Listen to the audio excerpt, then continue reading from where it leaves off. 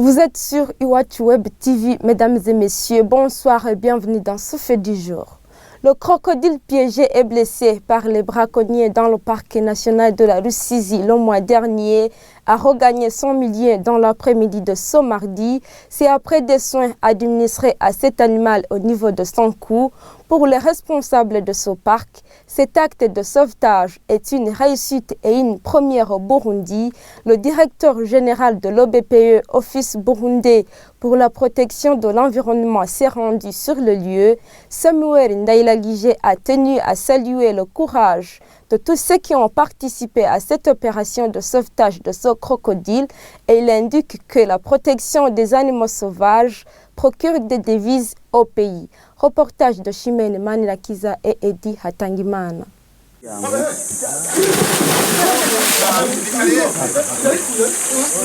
L'opération a duré presque 2 heures pour pouvoir maîtriser ce crocodile qui se remettait de ses blessures. Les éco-gardes ont dû le ligoter au niveau de ses puissantes mâchoires. Ils l'ont déjà baptisé. Il s'appelle désormais Gustave Junior. Pouvoir l'immobiliser était une vraie bataille. Faute de moyens techniques modernes, ces éco-gardes du parc national de la Rusizi ont fait recours aux moyens artisanaux pour le remettre à l'eau.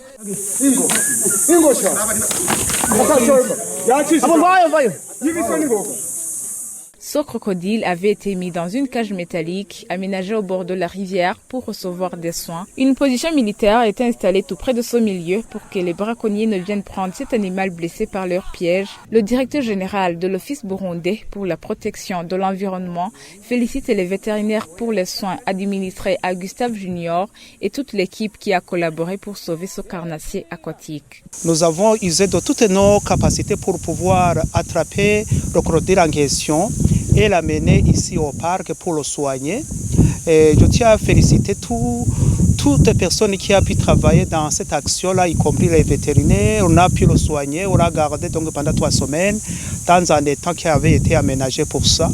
Actuellement, nous avons vu qu'il est presque en bon état, il était convalescent, donc il peut retourner dans son milieu naturel qui est le parc donc qui est la rivière Rusizi, les bords du lac Tanganyika. Le directeur général de l'OBPE indique également que les animaux sauvages constituent une richesse et une source de devises pour le pays. La disparition des animaux sonne aussi la fin des hommes. Voilà une des actions quand même qu'on puisse mener à l'échelle nationale, même au niveau mondial, pour montrer que les animaux, sauvages soient-ils, ce sont des amis de l'homme. Nous devons en faire des amis, quitte à ce qu'ils puissent procurer des devises à l'État et à la population burundaise. Quand ce crocodile a été remis dans la Rusizi ce mardi, il n'était pas encore complètement guéri, mais les éco-gardes assurent que l'eau salée du lac va aider dans la cicatrisation de ses blessures. Rappelons que ce crocodile, qui portait dorénavant le nom de Gustave Junior, était tombé dans un piège des braconniers au mois d'août.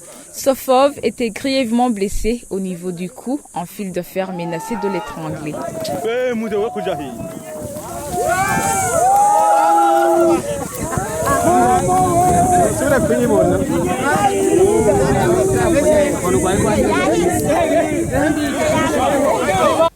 Merci Chimène et c'est la fin de ce fait du jour. Merci de l'avoir suivi. À la prochaine.